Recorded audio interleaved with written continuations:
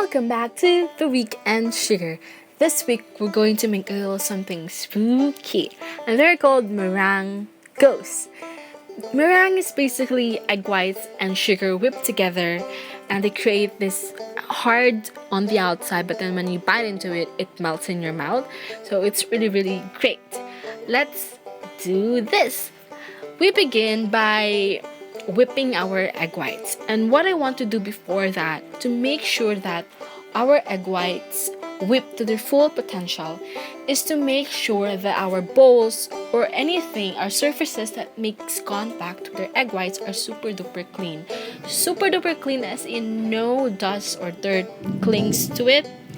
So what I want to do is to wipe them off with vinegar. Vinegar is so great for cleaning. You can use this for cleaning anything, and it's very effective for removing the dust or dirt or oils that might have stuck to our bowls here. So I'm also gonna wipe in the bowls in which I'm gonna break and separate my egg whites and yolks in. We're gonna use 2 large eggs, and we are gonna gather 2 large egg whites from them. And when I break them, I like to use the 3 bowl technique. So basically, one bowl is gonna catch in all the yolks, the others all the whites, and in this middle one of the bowls are used where when you break your when you separate your eggs in action. So I like to keep this task separate so that, for example, I get a yolk into my egg whites, I do not mess up the whole batch of egg whites that I have already separated. So I like to do this instead. As you can see, after I separated my yolks from my whites, I'm dumping the yolk into the yolk bowl, and then the egg whites, I'm gonna transfer it into my egg white bowl. So I'm gonna repeat the process again.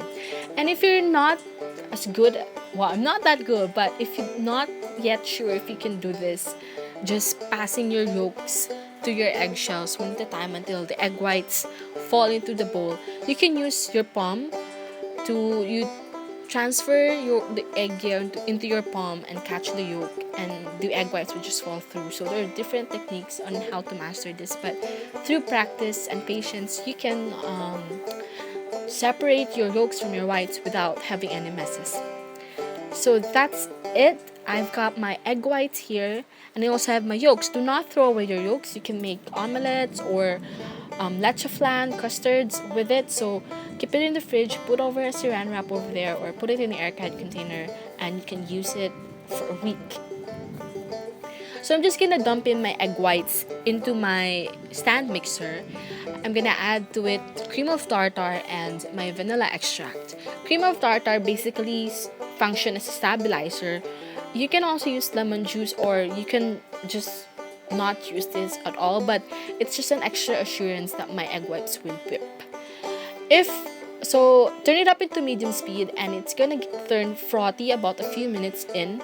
And when it does turn frothy, just like what you've seen there, I'm gonna gradually add in my sugar. Just add this gradually. You don't want to shock your egg yolks, your egg whites, so just add it gradually. And when it's all in there, we are going to turn up our mixer to a high speed. If you're using a KitchenAid, it's usually up to speed 8. So we're gonna let it whip for at least 5 minutes until we reach stiff peaks and glossy peaks. So after 5 minutes of whipping, you're gonna check it and rub it in between your fingers. If you don't feel any sugar particles on it, it means that all your sugars has dissolved and it's ready. I like to check if my meringue is ready. I'm just tipping it over, and if it doesn't fall to the end of time, then it means that it's great and good to go. I'm using a large round tip with a large pastry bag, and I'm just gonna transfer all my meringue into that bag so that we can start making our ghosts.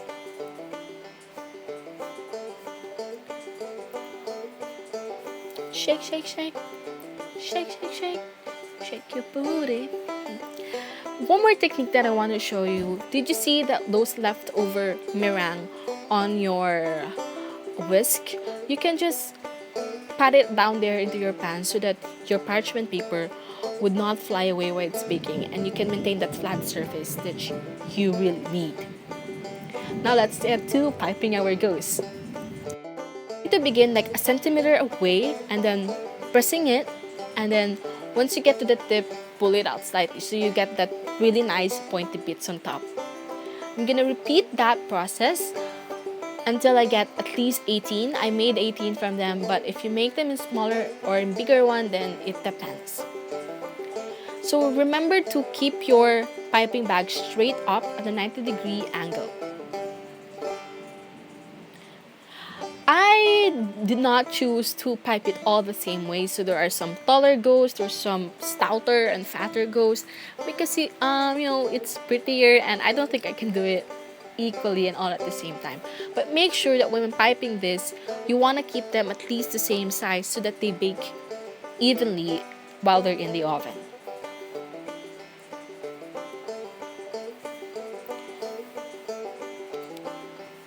So I love piping videos, so I am gonna keep this long. And cue music.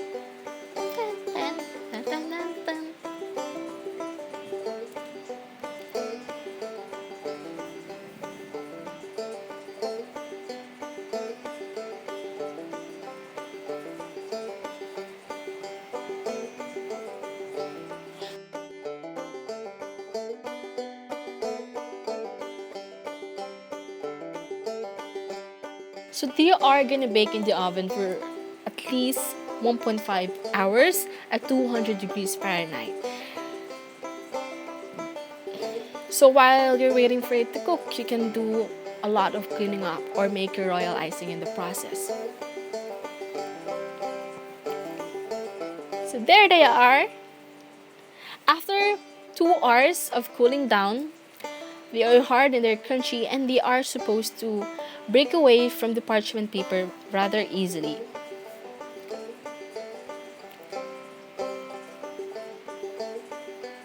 So look, they have maintained their shape, and they didn't brown because we baked them in such a low heat. Now I have here a black royal icing. The recipe is on theweekendsugar.com, or you can use like a pen to draw it, like a non-toxic pen. But I think the royal icing works best. So I'm just gonna draw faces on my ghost, and let's see the big reveal. Dun, dun, dun, dun. I had so much fun making their faces. So I gave some of them some smiley faces. I made some of them really ugly, and there was one with an eyebrow there. I really had fun. I think this is an activity where you can make with your kids, and or even just for you. I mean, I don't have kids, but I had so much fun like drawing this. This one has 3 eyes. So get creative with your meringue ghosts.